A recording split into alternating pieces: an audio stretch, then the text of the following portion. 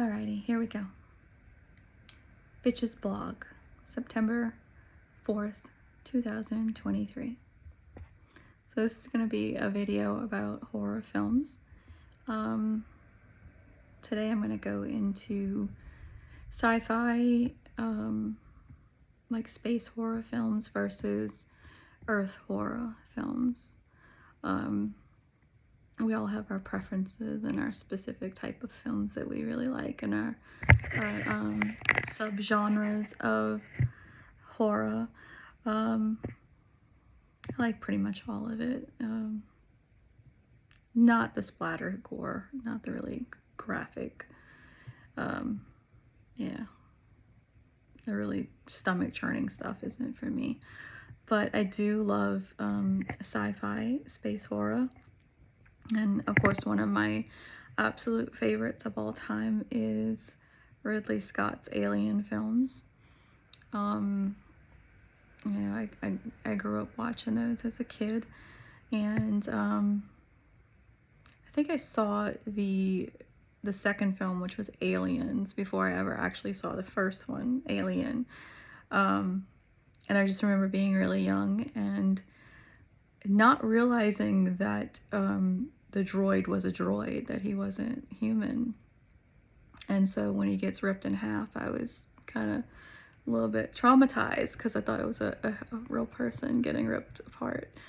So yeah, that part always stuck out for me in the films. But yeah, it's such a great series, and he's really one of my favorite directors. Like he did one of my favorite films of all times, which was Legend. So yeah, he's one of my favorite directors. He's up there with John Carpenter, both brilliant but very different styles. And yeah, so anyway, you know, what do you prefer? Do you have a preference between earth horror or sci-fi horror? Like, you know, is one more scary to you than the other? So the difference would be like, or earth horror would be more like, you know, zombie films, you know, monster films, you know, the old school horror, like The Creature from the Black Lagoon, like stuff that's rooted in our earth, and monsters that come from the earth, and in both human and other forms. And then there's, you know, the space horror, which would include like films like Aliens or Event Horizon, which I'll go into that one too. But just yeah, so anyway, I'll dive into this.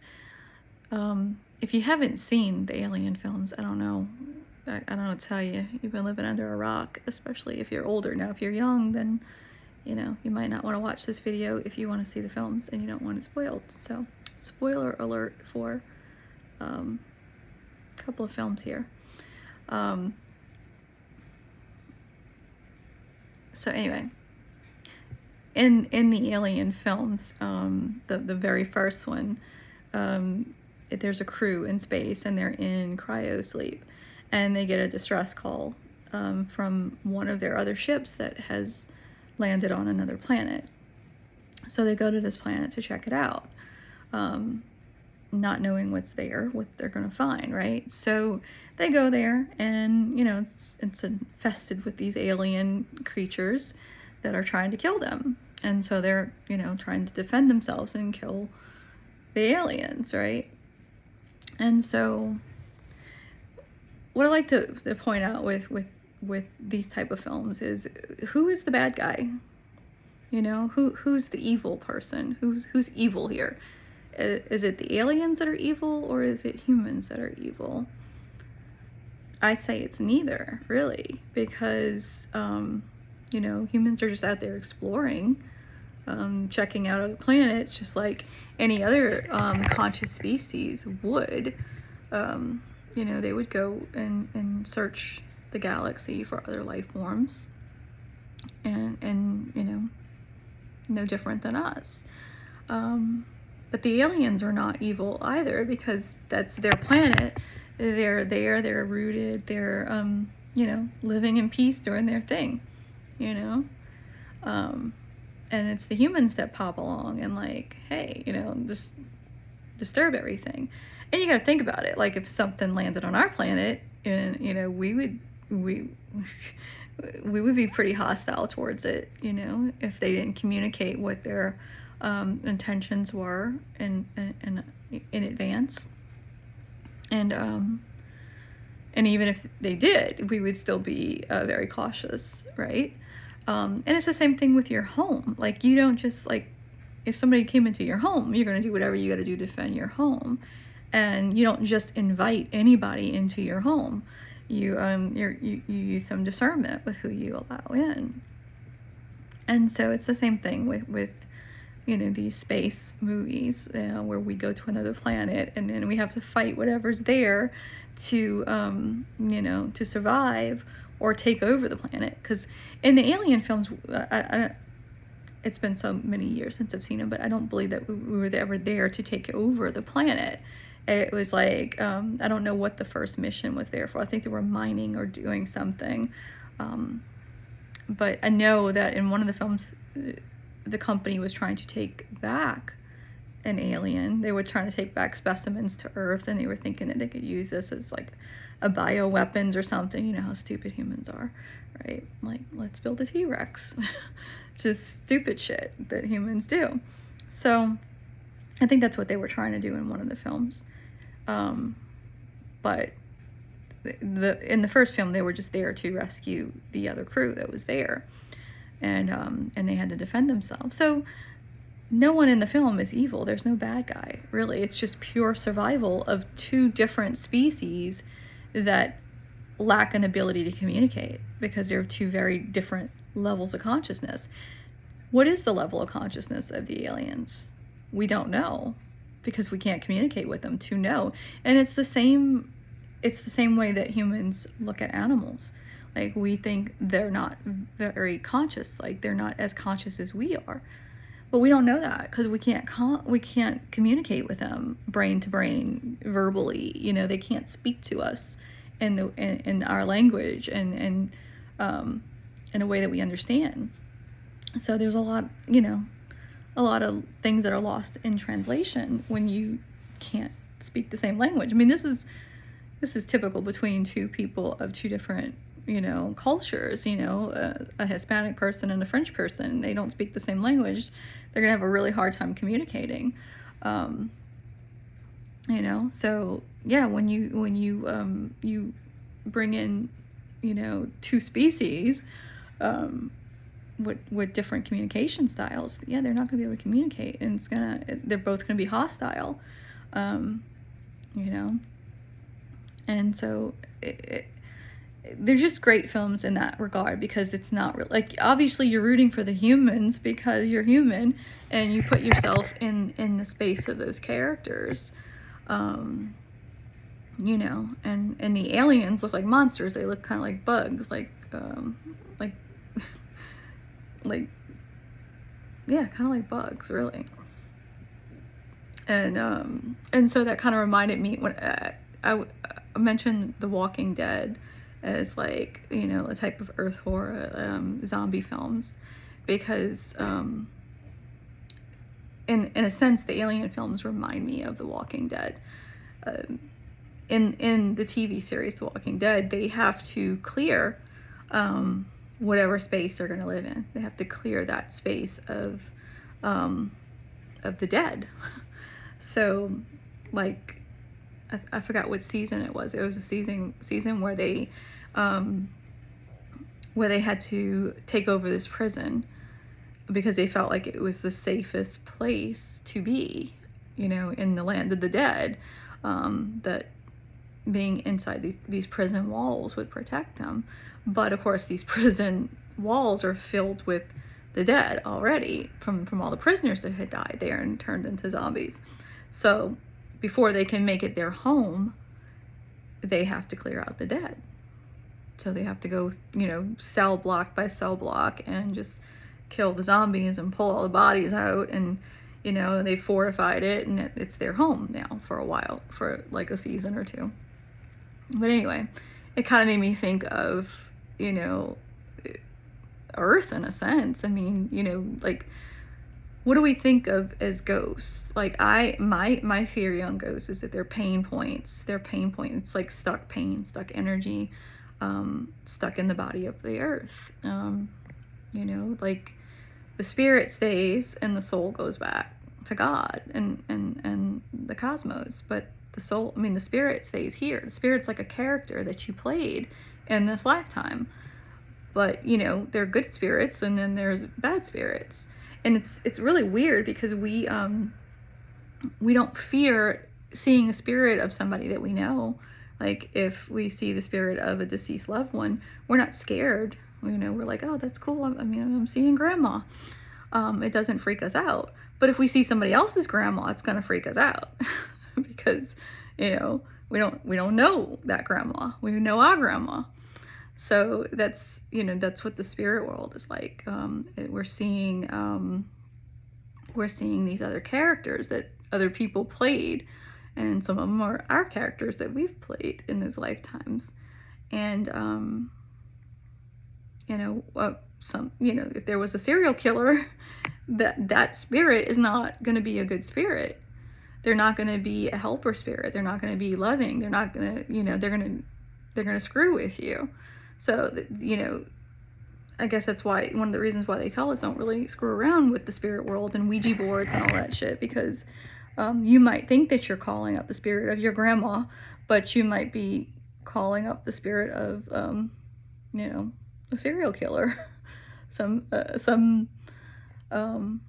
spirit that wasn't good, and they're not gonna be helpful to you. And you don't know, because they're just a trickster, and they're, they might have their own agenda. So we, I don't know if you recall the American Horror Story season, the Murder House. That was like the first season. But in that series, if a person dies in the murder house, their soul or spirit is stuck there forever. It can never leave. So, like, there's even one episode where this one character's dying, and she's on the side of the street with the house, and the mother's trying to pull her, to a different place. But yeah, nobody wants to die in the house because they don't want their spirit to be stuck there. And so it's kind of, makes me think about Earth and all the spirits stuck on Earth, and all these places that people consider to be haunted houses. Are they really haunted, or is it just like stuck energy? Is it stuck sick energy? And like I said, if it's a good spirit, then it's not bad energy. But if it was a toxic person in life, then it might be like sick energy. Like the LaLaurie Mansion in New Orleans, that's supposed to be one of the most haunted places in New Orleans. It's changed ownership so many times. Nobody can stand to be in it.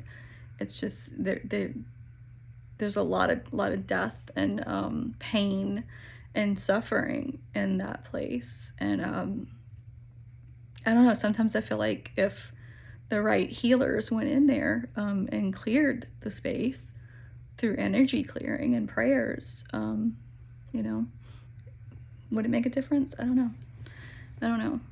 But that's, ghosts are another example of earth-based horror. So it's like, when I say earth-based, what I mean is this is our home base. We know we have a better sense of how to fight something that is on our planet. Just like a football game. When your team has the home team advantage, when they're playing their field, they've got the home team advantage. Like they feel more confident that they can win because it's their turf and they're familiar with it.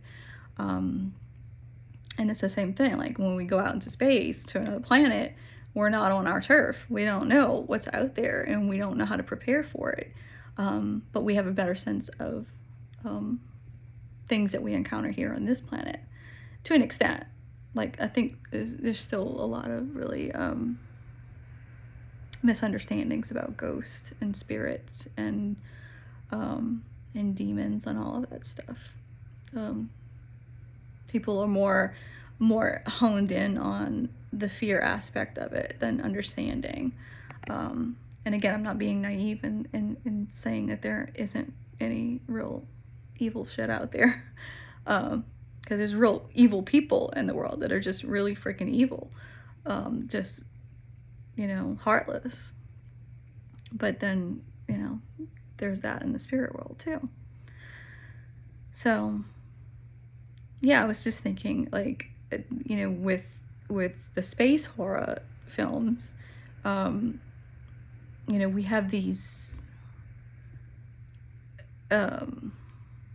concepts of going through like a black hole and what's out there, and humans really do tend to project or anthropomorphize everything, and we think that whatever we find on another planet or something might be very similar to us, and it could be, but it might not be. Might be bugs. But there's good bugs and there's bad bugs, right? Like, you have good bugs in your gut and you have bad bugs in your gut. But so yeah, another film I had touched on was Event Horizon, and that's one of my favorite horror films too, especially like sci-fi space. And so in this film, the crew they go into they go in search of a ship that went missing, and they find it, and what they find, like, there's no people on board, but there's a lot of blood, and something horrible has happened there. And so when they find the video logs and everything, what they realize is that everyone on that ship just went absolutely nuts. They were like having excessive sex, and they were ripping each other's eyes out, and just clawing each other's skin and killing each other. They just absolutely went insane, and they killed each other. And that one always fascinated me, because what they did was they entered another dimension of hell. Like, the ship went into this other dimension, which was like a dimension of hell. And we've been taught throughout history, like, that hell is something that's beneath us. That's beneath us is the devil.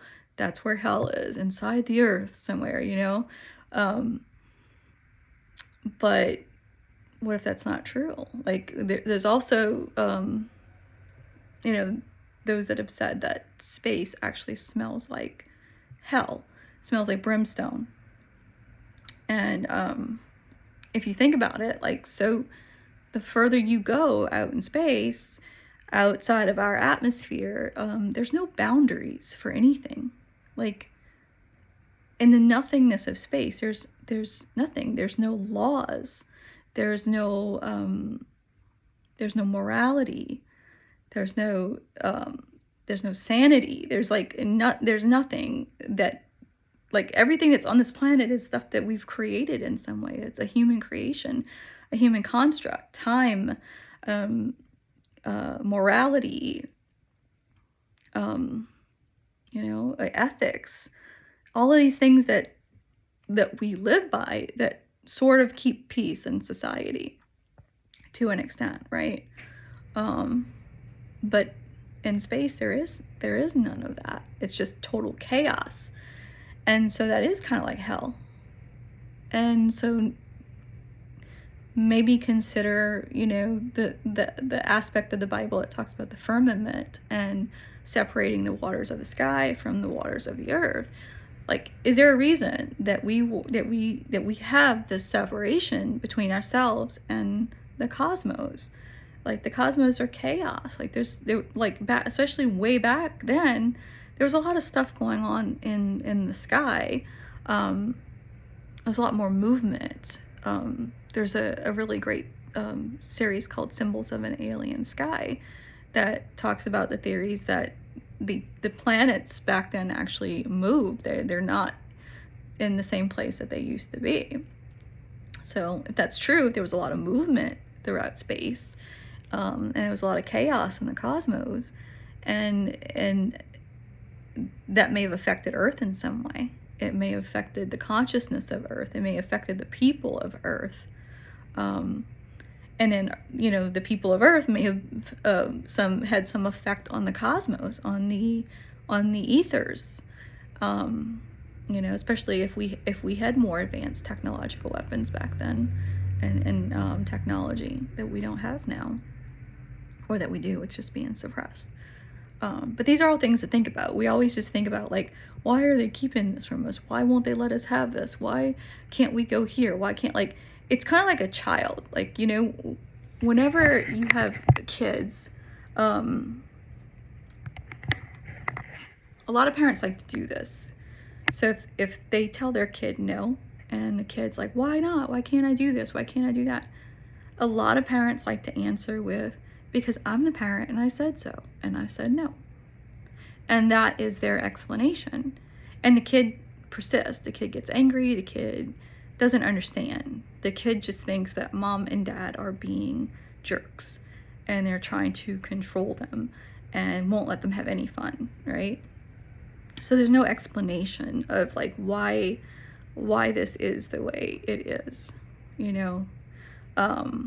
like, and even if you explain it to some kids, like, if, let's say your kid wants to play in the street and mom's like, no, that's not safe, you might get hit by a car.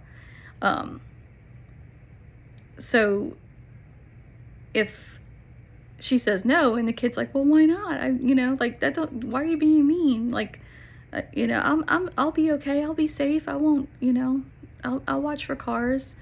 And mom's still like, no, like, and the kid doesn't get it.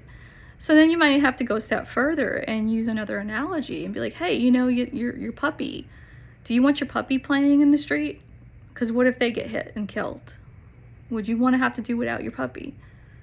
And the kid will probably be like, no, of course not. I love my puppy, right? And, then mom has to say, well, I feel the same way about you. I love you, and I don't want you to get hurt. And I don't want you out there, and then maybe, hopefully then the kid will get it. So it's really taking the time to explain to your child why you're saying no, and the things that are out there that could hurt them. And I think that humanity has been told a lot of, don't do this, don't do that, but we're not really fully explained to why. Like, why can't we do these things? What's going to happen? And, and even if you explain it, you're going to have some people that aren't going to get it. They're going to still be ignorant like a child and like, I don't care, and do what I want to do. But still, I feel like when you take the time to explain things, sometimes it helps people ease their mind, and especially with all the conspiracy stuff too. So, like, if you can explain something to someone in a logical way, why something might be done the way it's done, even though you don't understand it or agree with it or like it, then they're more likely to calm down a little bit and try to see it from that perspective. So I'm kind of like that with space. And I used to think, like, why are they keeping us from going out in space and exploring? Like, I know there's technology there and we can do all of these things, so why aren't they letting us? But maybe there's a reason that we're being protected from something out there, and not just the the asteroids and all these things that are out there that that could affect us physically, but what about what might be out there that could affect us mentally, emotionally, spiritually, consciously? Like, the average human mind is so fear-based, and you don't really want to introduce a layer of consciousness that's pure chaos into someone that is that's fear-based and ego-driven. So this is why the ethers of space and that chaos is kept separate. I think this is my personal opinion. I have no proof. I'm no I'm no scientist here or anything like that.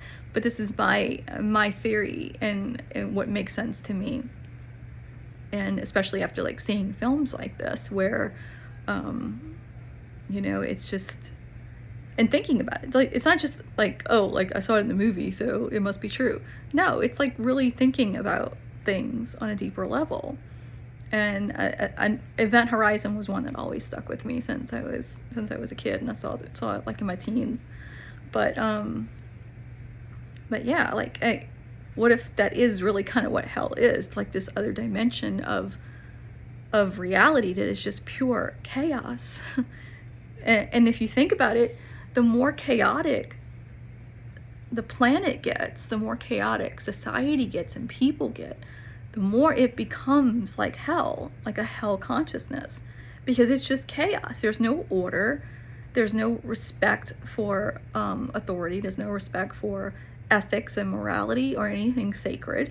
And people are just become very animalistic, and they, in a sense, tear each other apart mentally, emotionally, spiritually, just like in this movie, Event Horizon.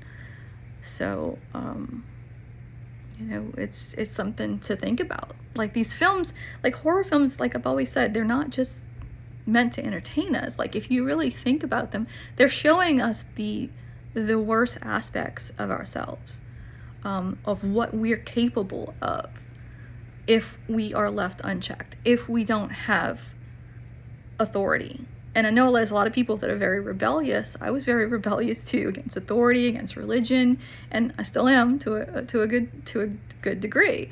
But I also respect that authority and understand why it's there, because we wouldn't want to live in this world if it wasn't. It would just be pure chaos, you know, and we wouldn't be able to handle it. Nobody would be able to live in peace, you know. And the thing is, those that live in hell consciousness, they're already fucking miserable. Misery loves company. So they want to drag everybody else down there with them into that level of consciousness. And so that's why they don't care if we strip away all morality, if we strip away authority, this is cancel the police and this and that kind of stuff. Like, they don't care because they want the chaos. Demons want the chaos. They're already living in chaos. They're already fucking miserable. So what's a little bit more to them? And we've all experienced that. Like, we've all had our moments, like I know I have, where I've just been in a dark place when, you know, I've had loss, I've had trauma or something, and I'm just in a really dark place, and my demons are kind of like in control. And they're like, fuck this shit. Like, you know, who cares? Who cares if it all falls apart? Like, who cares? Just let it go. You know? So when the demons are in control and you're in that low place and you don't see a way out, it's very easy just to descend further into the chaos. Like, you always have to self-lead. That's the thing with life, is everybody's looking to somebody else to lead. The reason why we have leaders is because most people cannot self-lead. You know, what's the common theme in so many like horror films or apocalyptic films or any type of film where there's like a breakdown of social order? Somebody always ends up being put in charge or taking charge. And most of the people in the group let them, because they don't want the responsibility. You know, they want the freedom. They don't want anybody telling them what to do, but they don't want the responsibility or the accountability that, excuse me, that goes along with that position. So yeah, that's why they'll happily put somebody else in charge, because nobody wants to be the scapegoat. They always need a scapegoat. If you're the leader, you're the scapegoat. If you're the leader and shit goes wrong, they're looking at you like, well, you told us to do this, or you wanted us to go here, like, but you followed. Nobody made you follow. Like, and you see this a lot in films where somebody gets designated the leader, like, you be in charge. And then that person is no expert either. They're just kind of winging it too. So they're like, okay, well, let's go this way. And then bad shit happens, and everybody in the group's like, why'd you lead us this way? You know? Well, you didn't have any fucking ideas. Like, you know, I didn't see you stepping up to the plate and offering any ideas that were better. So this is what society does. This is why we have leaders that, you know, are misguided, and then they misguide the people. And then the people want to say, well, why'd you mislead us? Why didn't you do this? Why didn't you do that? And then, you know, but they never say, well, you know, why wasn't I more self-led? Why haven't I, you know, why haven't I taken the lead in my own life? You know, like, the church shouldn't have to be your go-to for morality. Like, I didn't learn morality from the church. I learned it from my parents, you know, and a lot of it was already within me. Like, I don't know, I think there's just some of us that are born innately knowing, like, there's some things you don't do.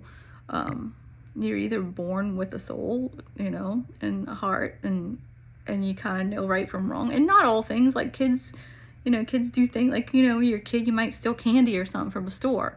You don't know any better. Like, you don't think it's that big of a deal. But then your parents have to talk to you and tell you why it's wrong and why you don't do it. And that's how you learn. It's not so much from the church, you know, but throughout history, the church has been the one to kind of push that morality, but they've also pushed a lot of fear with that morality. And whenever they say, don't do this, don't do that, they don't really give reasons. They don't explain it. They just say, don't do it, which just makes the kids just want to do it even more. Why can't I get a tattoo? Screw you, I'm going to get a tattoo.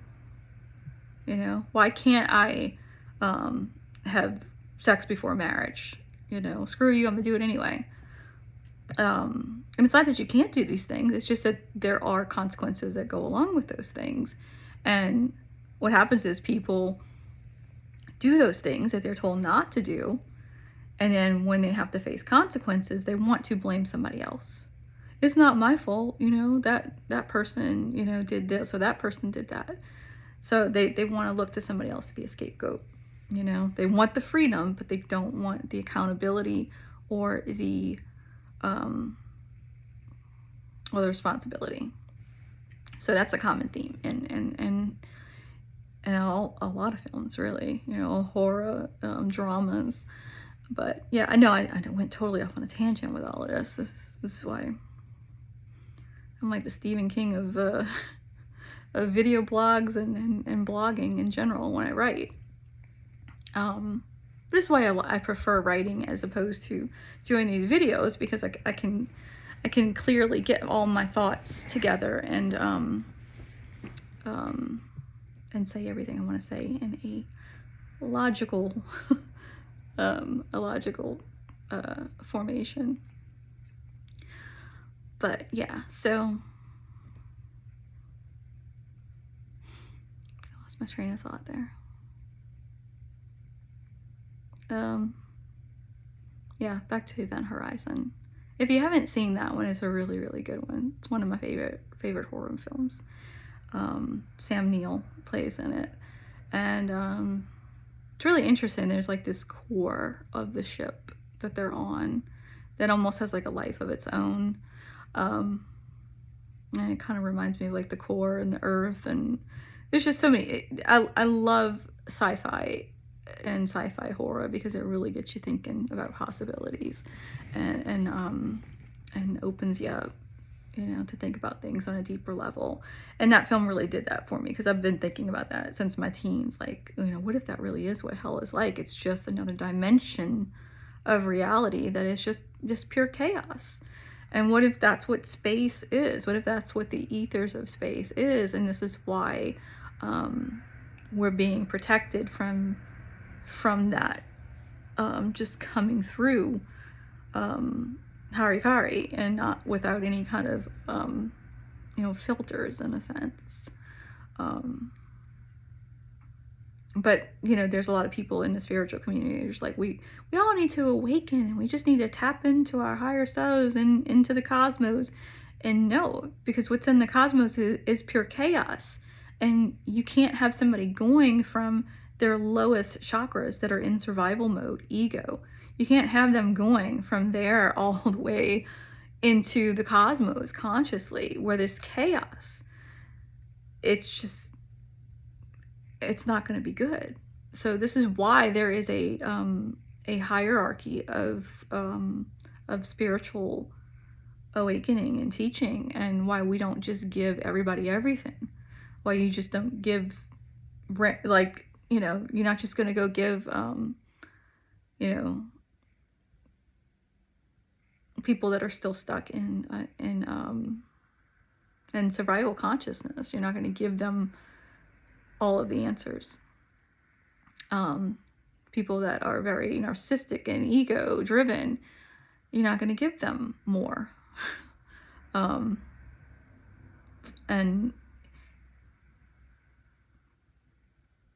there are I believe, this is my theory, there's no proof, that there are forces that try to tap into our consciousness and extract knowledge from us. Those of us that can tap into those higher planes, because they want the knowledge. But most of them are not capable of handling the knowledge either, because they want to do evil shit with it. And so there is I guess what you call gatekeepers, in a sense, that sort of keep a tight rein on that knowledge. Like, I know that there's higher things that I can access, but my higher self isn't allowing me to access certain things, so that others can't access those things. The mental eavesdroppers that are using AI technology to tap into our brain and our consciousness to extract things from us. So there's a higher power that's like, no, we know your game and you're not getting in. Because it's like almost like a like self-destruct mechanisms, like that you see in certain films, where there's like, if this is breached, this is going to self-destruct, or there's just there's a lot of self-protection measures in place. And I feel like that's something that some of us may have built in. And there's a real push in the spiritual community. They really want you to open up. And they act like they're very knowledgeable. So what they're doing is they're trying to goad you into this competition mode, like, to share what you know. Because they want to know it. They don't really know it. They want to know it, and they want to read your consciousness. So this is, there's a lot of AI on technology that's on social media now. The eye gaze technology, that like some of the people with ALS use. So there's a lot of that going on, and they're not telling people, and I can't prove it. It's like something that I've been watching and I've been studying. I've been studying people. I've been studying AI, and the patterns. Like, I notice patterns. So I'm like, I see how they're operating and what they're doing. They don't have all the information. They pretend that they do. They live in like this, like, they have this aura of mystery about them. Like, they're really illusionists is what they are. They act like we're in the fifth dimension, and if you want to join us, you have to do this or you have to do that. Come on up. No, what they're doing is they're trying to push you to reveal what you know and open your consciousness. And when you read what they've written, even if you don't respond in some way, if you're not wearing glasses and you're not and you don't have your screen protect, like I put like tape over my camera, and I wear sunglasses when I scroll or read stuff on the internet, because you react in your mind, and that technology is reading your mind and giving them a response. So if they say, so if they were to write something like this is, you know, like this is the truth, like some kind of spiritual truth, and you've tapped into something more powerful than that, and it's actual truth, something that you know that they don't know, even if you don't verbally respond or write it or whatever, this technology is there. So it's reading your eyes when you think the response. So when you think, oh, that's not true, that's not my experience because this happened to me, they've got that information now.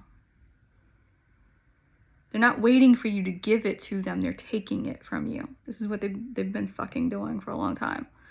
They take it from you. So this is why there are things that you can do to protect your thoughts and your energy. It's not just about what you're verbally responding to or what you're responding to by writing. It is consciously what you're thinking. Because now this AI is reading your eyes, your eye gaze. It's reading your thoughts. You know, so there's ways there, and there's spiritual ways to block that. There are ways to block it, you know. So, but that's why I know what I can tap into, and I hold back because I don't know who's trying to get that information and for what purpose. And after everything that went down with COVID, there's a lot of people that are using this stuff and technology for nefarious purposes. And yeah, if I don't know what I am consenting to, what I am giving my thoughts, my ideas, and the things that I'm tapping into, I'm not going to share that with just anybody. You know, consciously, spiritually, you know, this whole concept, oh, we're all one and we need to share everything. No, we don't, because you're only as strong as the weakest link in your group. And I have no groups. So, and I'm not going to. Spiritually, I would work with a partner, a husband. But other than that, no, nobody else is getting in. Nobody else is getting in up here. So, yeah, it's not like, oh, oneness and we all need to share and we all need to consciously share what we tap into. No, because there's a lot of people that aren't tapping into shit. They just want to tap into you and figure out what you know so that they can use it to their advantage. So, yeah, I'm aware of the game. Very aware of the game.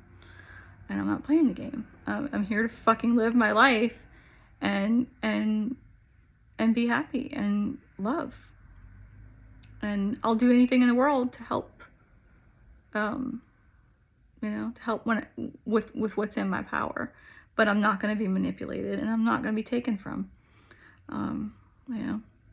I've lived enough incarnations to know that I've had things taken from me many times in previous lives, and we're not going there this time. And there's a higher power that's seeing to that made sure of that put certain safety precautions in place this time. So anyway, I digress again. I have a very, very sci-fi brain. Somewhat conspiracy, but I'm not somebody that just buys into what other people throw out there as far as conspiracy. Like, oh, did you know this? I really got to think things through logically and see how it feels to me, and then I try to think, well, what are other possibilities that this could be? I think we need to have those roundtable discussions, like back in the days of King Arthur, when he would gather people around, and different inputs.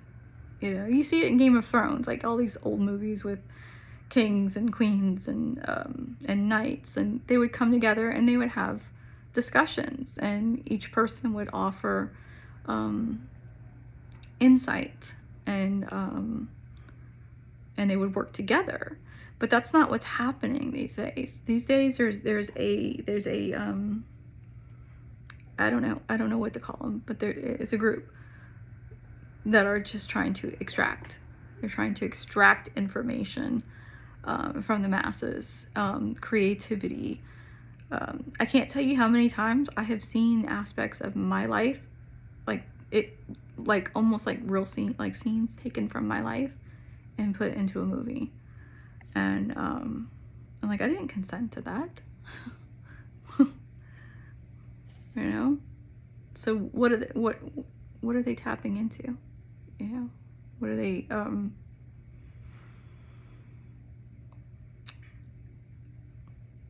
yeah, I'm not gonna go off on a tangent right now. Anyway. I went way too far with this one, but and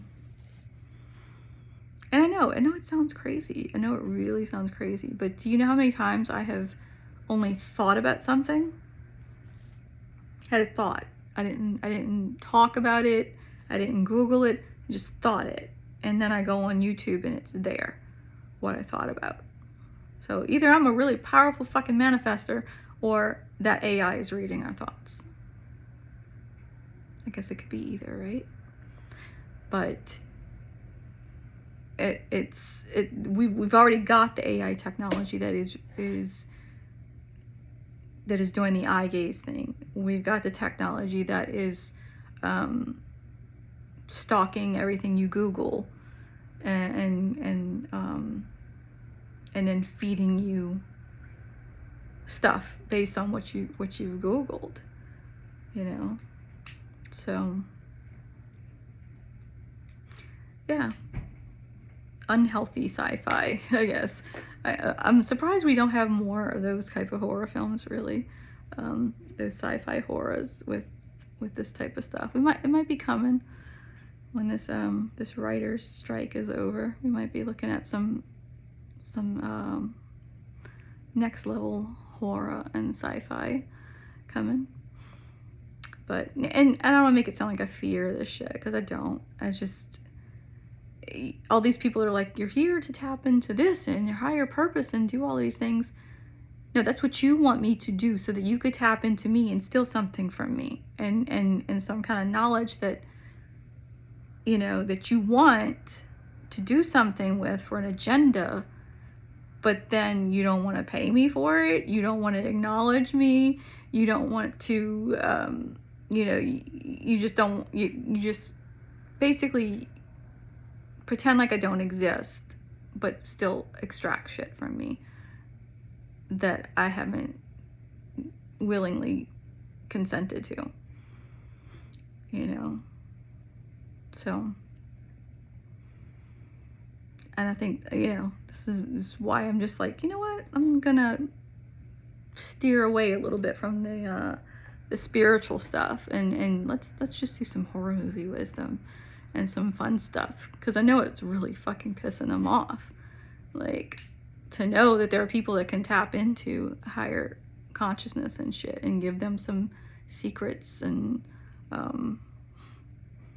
you know, maybe tap into the spirit world. And, you know, like, what if you could tap into Tesla, you know, Nikola Tesla, and he's like, hey, I got some notebooks hidden with some secret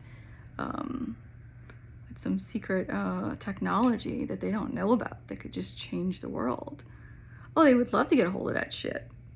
They would love to be able to tap into your consciousness as you tap into Tesla and figure out where he hid shit. Like, that would be awesome, wouldn't it? But you can't trust them. So why would you help them? Like, if you saw Oppenheimer, you saw that, like, why would you help the government? Why would you ever help the government after what they did to him? After what they did to Tesla? After what they did to us for 2 years? Why would you ever help them? Because they can't be trusted. But who can you trust? Can you trust the aliens?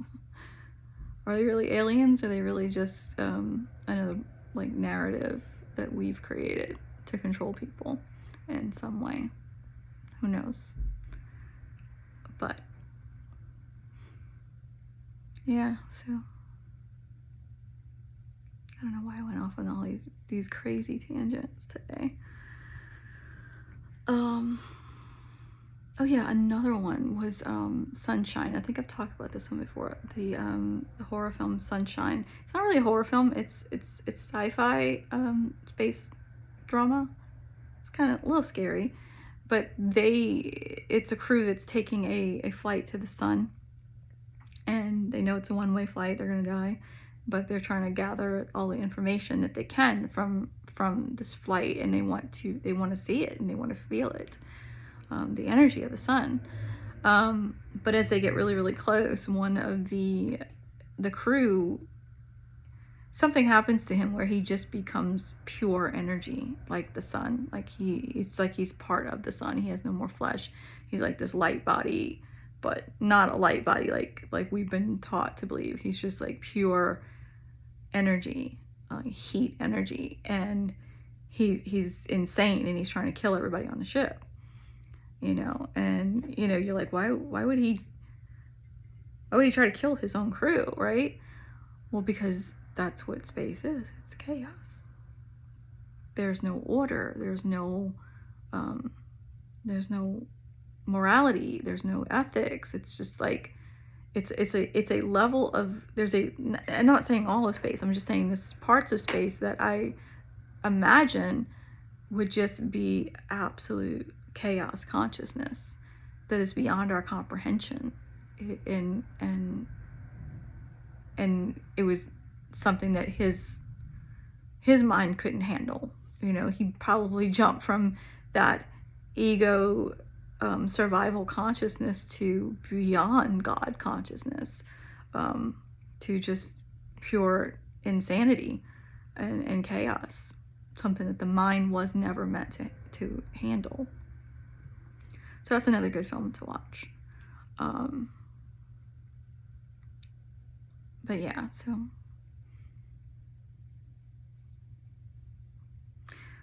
I can't think of, there was another horror film that I really wanted to touch on, but I can't think of it at the moment. But yeah, if you've got any like suggestions, like any horror films or sci-fi films, like, or any film really that you want me to break down, like for like wisdom and extract some wisdom from, just like, let me know. Put it in the comments or message me. I'm pretty good at just extracting some kind of wisdom from everything and anything and breaking it down.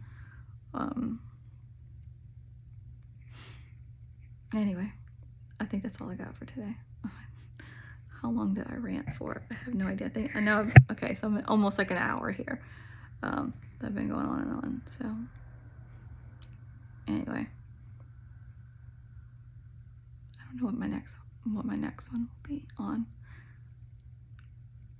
I'll think about it. Anyway, yeah, have a good one.